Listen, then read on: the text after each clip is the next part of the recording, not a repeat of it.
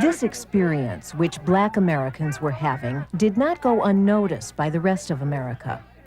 Something had started that was beginning to spread, a new kind of pride, identity, and consciousness that was about to turn the mass movements of the 1960s into new and different forms of activism. Now, we fought the public accommodations fight 10 years ago with the blacks. Are we going to have to start all over again with women? How about, would you like a sign up there that said blacks only or whites only?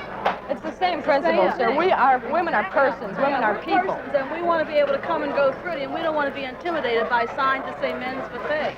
I have no intentions of taking the sign down or changing the sign. If you can get a court order to take it down, fine. You have no intention of changing your policy of segregated facilities. Is that correct, sir? If you women are that hard up for a glass of beer, I'll be glad to serve you at your bar. You know, sometimes the events of decades can crystallize in a moment, and it seems as if overnight there's this historic change. When you look back at it, you say, oh, well, this was building up, and for years there was this person and this person and this group, and they were networking and this, and then there was a shift. The women's movement had many origins. In part, it owes its renewed birth to the civil rights movement, because there was then a lesson for the women of America of how blacks at that time were taking their life into their own hands. Is my bacon ready yet? 20 past 8. Some more toast, Teen. Hey, Teen, why don't you get cracking on a thorough fall house cleaning campaign around here? Get the floors waxed, get the windows washed, get this place looking as if civilized people are in residence, hmm?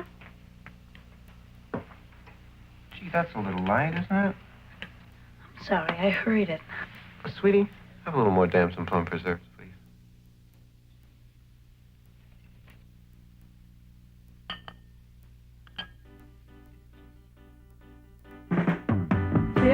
Years ago last year, women got to vote, I hear, but we just sat on dusty shelves because we never helped ourselves.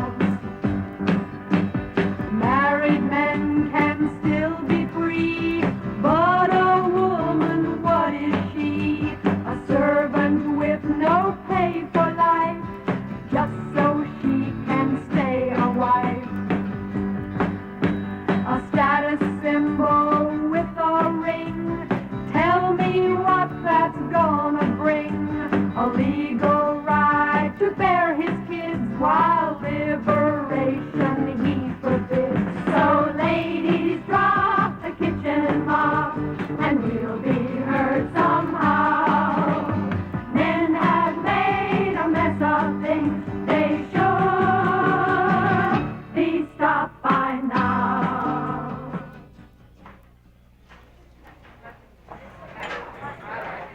In 1970, America was still very much a man's world. More women than ever were joining the workforce, but at the same time, they were still expected to be the traditional housewives and mothers of a generation earlier. In some states, women could not obtain credit cards or mortgages without a male cosigner, and nationally, they were paid an average of 59 cents for every dollar a man earned. In short, American women were still second-class citizens.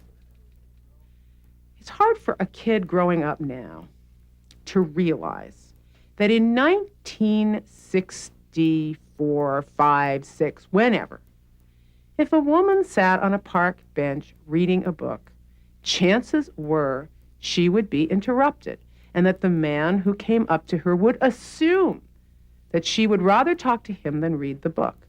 If two women were in a restaurant eating together, it was common for a man or a couple of men to come up to them and assume that they were there to be talked to and that they weren't there for any purpose of themselves. It's hard to believe that this happened, because it doesn't, and that really has changed. I mean, there really have been significant changes in our relationships. And but that was not true in the 60s. And so what began to happen in 1970, 71 is that women began to they set up these consciousness-raising groups in which they would, for the first time, not be interrupted. And everything was talked about, everything from high school to your first menstruation to your first sex to everything was talked about.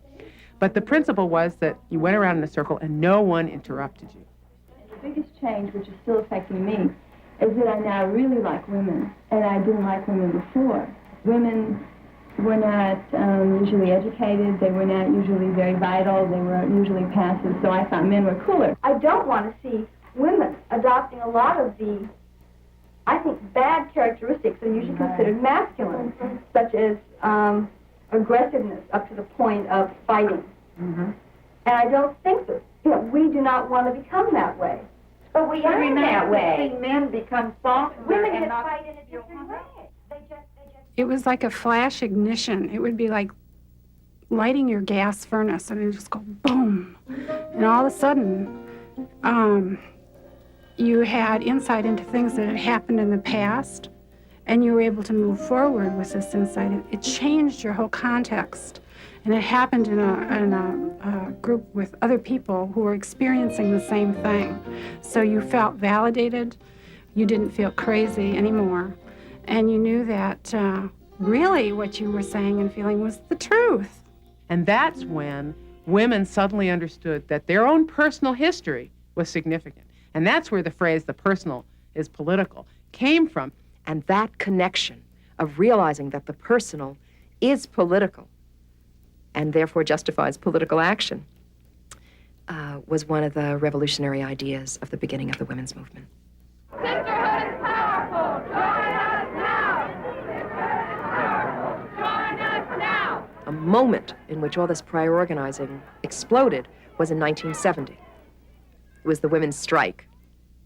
The theme of it was, don't iron while the strike is hot. And there was a massive demonstration for women's rights. Well, the main demand, of course, is equal rights. Equal rights to have a job, to have respect, to not be viewed as a piece of meat. Equal rights to set forth our own humanity. Equal rights to get into graduate programs, to get into schools, to training programs. We're the bottom third of the employment in terms of pay. We represent, nonetheless, 34% of the workforce, yet we're the first to be laid off and the last to be hired. There aren't frivolous demands at all. We just want what men have had all these years. I think we were willing to stand up and slug it out if necessary to make our point known. Because we shared that amongst ourselves, that probably gave us the encouragement to continue on that path, that we weren't alone. We were all feeling it. I, in particular, felt it. And I made sure that my husband knew I was feeling it. He could no longer expect me to be as his mother was with his father, because I wasn't going to do that. I wanted more. It didn't make for harmony, but it did make for change.